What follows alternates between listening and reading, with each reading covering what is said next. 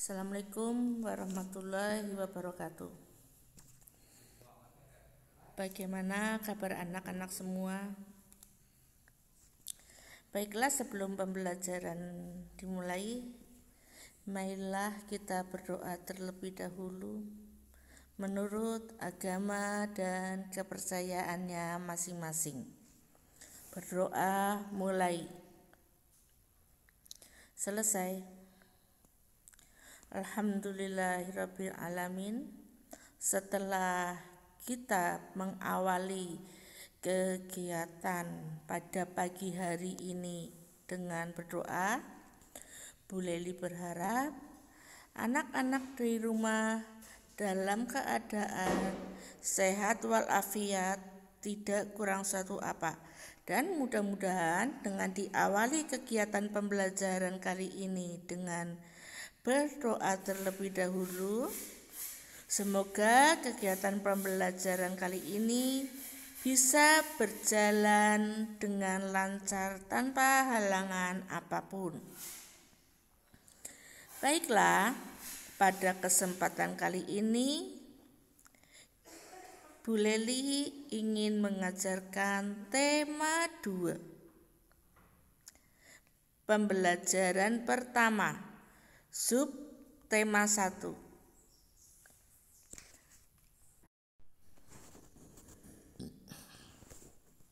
Pada kesempatan kali ini, Bu Leli akan menjelaskan tentang dongeng. Apa itu dongeng? Seperti yang anak-anak ketahui, tentunya anak-anak senang sekali mendengarkan dongeng.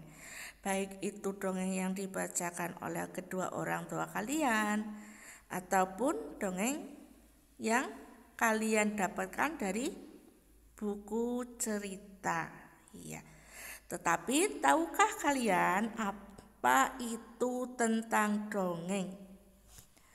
Dongeng adalah merupakan salah satu prosa lama yang bercerita seperti sebuah kejadian yang menceritakan sebuah kejadian seolah-olah itu adalah kejadian nyata, kejadian real, dan yang mempunyai daya fantasi,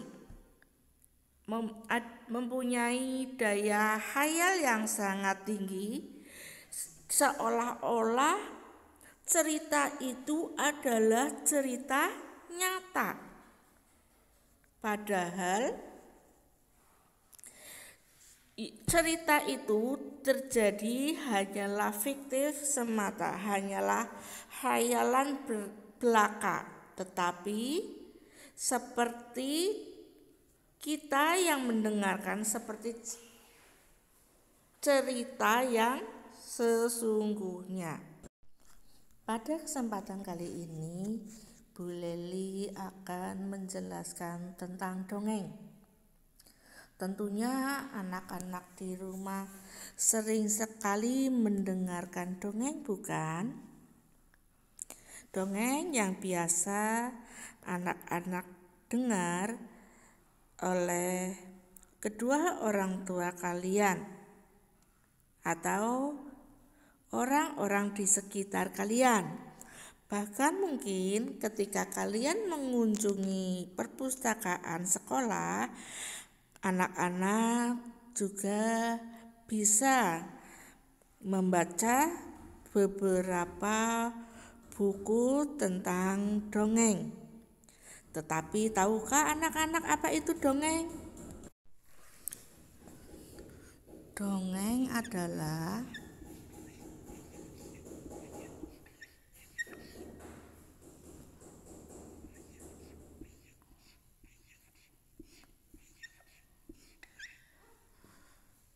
merupakan salah satu karya sastra lama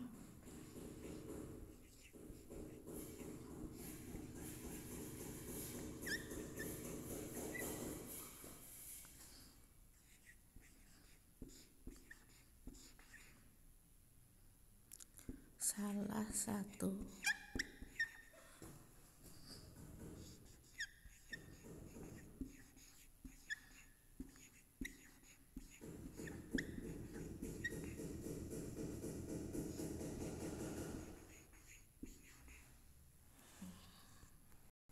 Yang bercerita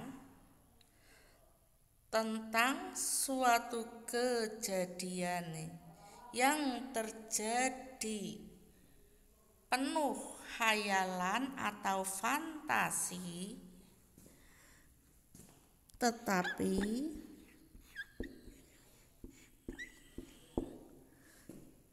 seolah-olah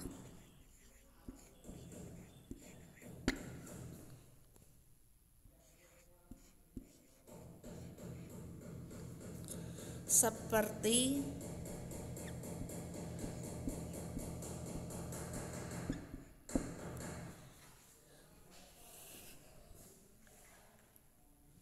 benar-benar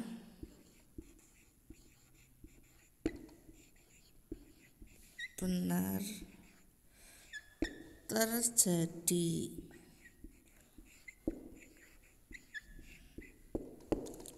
Jadi sebenarnya itu hanyalah cerita fiktif atau cerita khayalan semata, tetapi seolah-olah terjadi sungguh-sungguh di alam nyata. Itu yang disebut dengan dongeng. Sekarang unsur-unsur di dalam dongeng atau cerita, unsur-unsur di dalam unsur-unsur intrinsik ya. Intrinsik dalam cerita atau dongeng.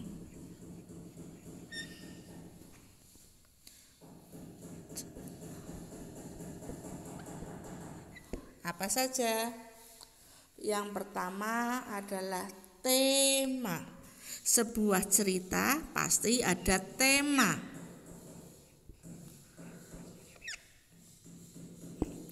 Tema atau judul atau pokok permasalahan. Yang kedua, alur. Apa itu alur? Alur adalah jalannya cerita. Alur itu merupakan jalannya cerita. Terus apa lagi? Setting.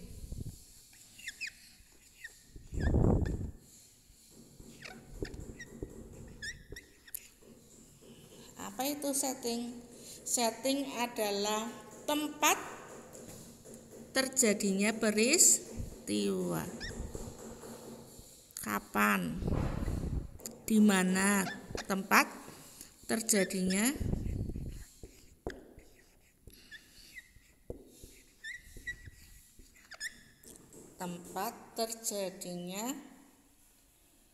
peristiwa.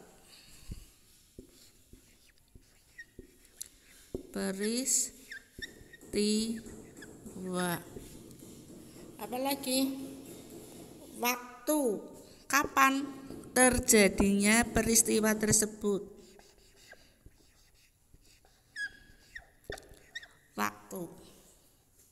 Waktu juga termasuk unsur-unsur intrinsik di dalam sebuah cerita. Waktu merupakan tempat. Waktu adalah kapan peristiwa itu terjadi.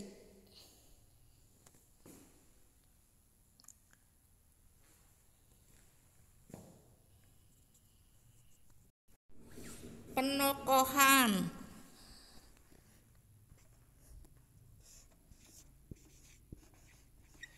Penokohan.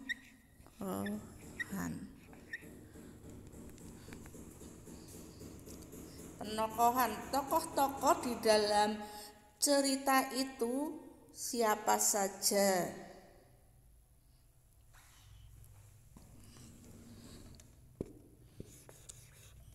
Watak. Nanti disebutkan lebih dalam lagi ya. Watak itu maksudnya peran yang ada di dalam dongeng. Watak tokoh yang diperankan itu seperti apa? Contohnya di dalam cerita dongeng biasanya ada yang mempunyai watak baik, jahat, ataupun sebagai penengah.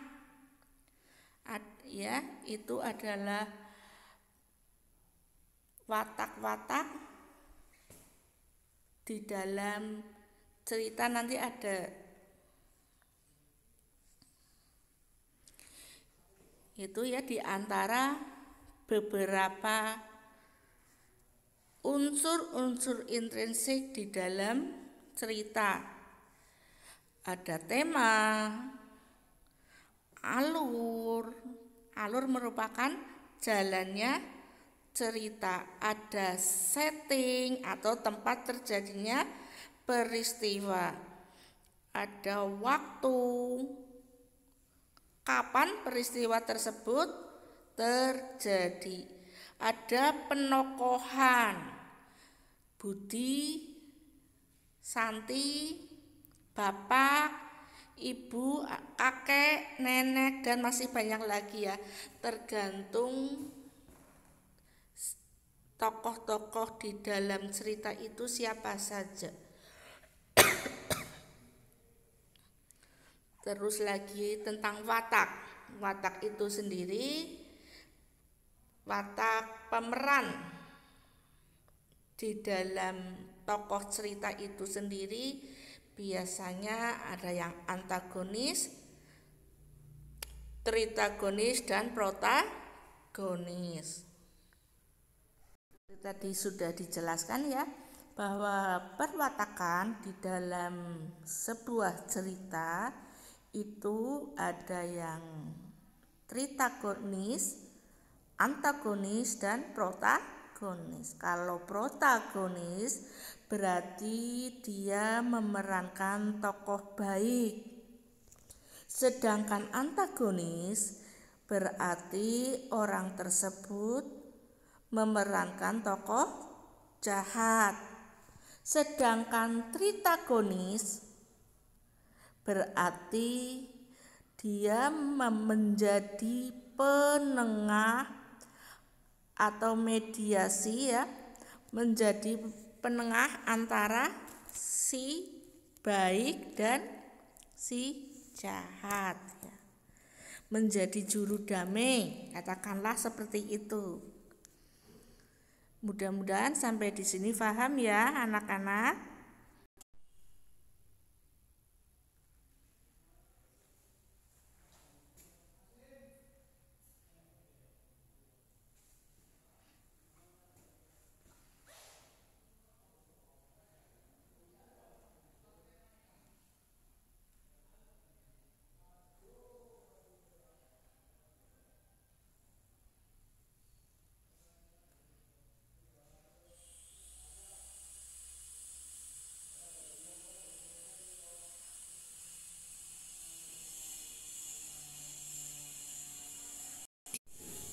Baiklah, pada kesempatan kali ini Bu Leli akan menjelaskan tentang sifat pertukaran bilangan.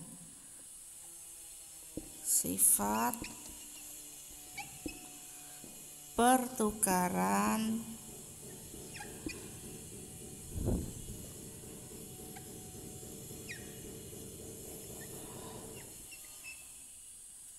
bilangan.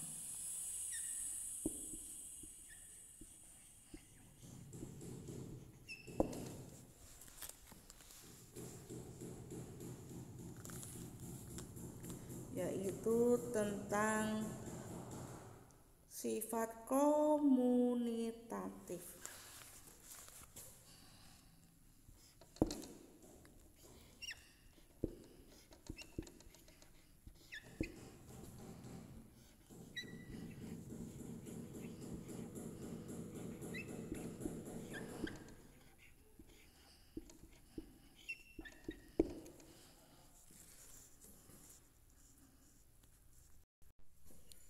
Contoh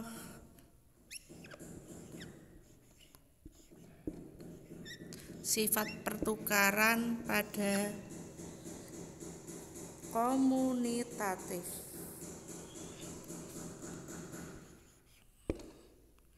Tujuh puluh lima ya ditambah 100 sama dengan titik-titik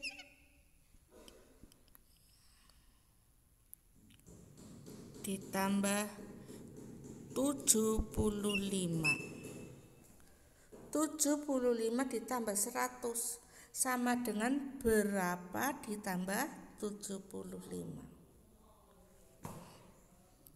Ya, betul. Sama dengan 100. 75 ditambah 100 sama dengan 100 ditambah 75. Sekali lagi ya. 200 ditambah 25 sama dengan 25 ditambah titik-titik. Ya, betul. Sama dengan ditambah 200. 200 ditambah 25 sama dengan 25 ditambah 200. Ini yang disebut pertukaran bilangan dengan sifat komunitatif. Pahami sekali lagi ya contohnya. 75 ditambah 100 sama dengan dibalik 100 ditambah 75. Sekali lagi. 200 ditambah 25 sama dengan 25 ditambah 200. Latihan.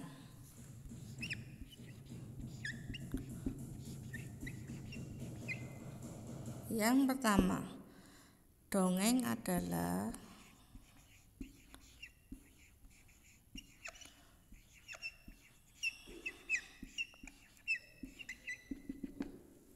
kedua, sebutkan unsur-unsur intrinsik.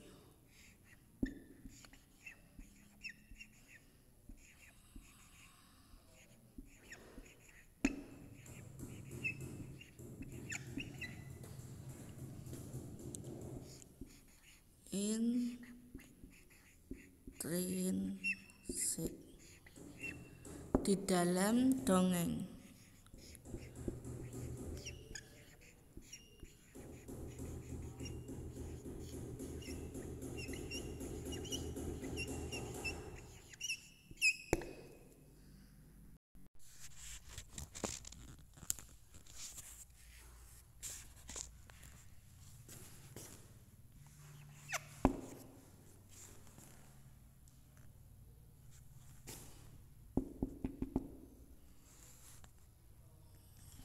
Ditambah 125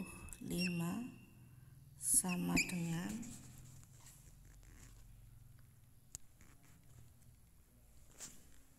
75.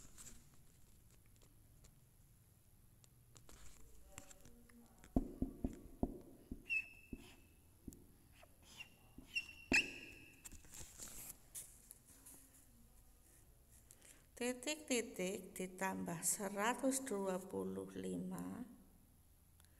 sama dengan titik-titik ditambah 75. Yang keempat,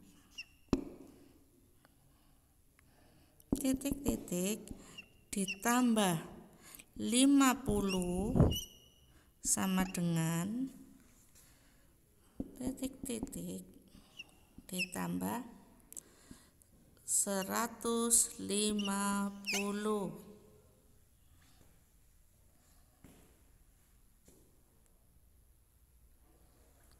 Soal yang terakhir,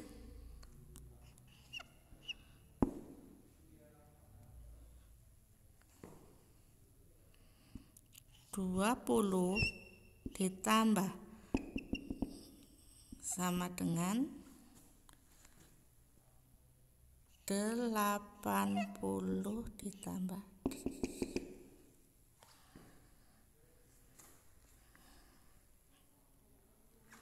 Latihannya ya. Yang pertama, dongeng adalah titik-titik. Yang kedua, sebutkan unsur-unsur intrinsik di dalam dongeng.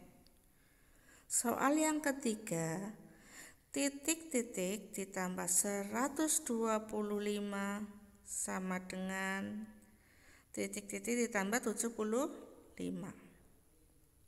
Soal yang keempat,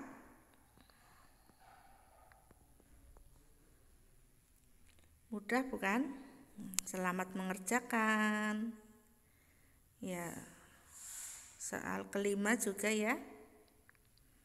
20 ditambah titik-titik sama dengan 80 ditambah titik-titik.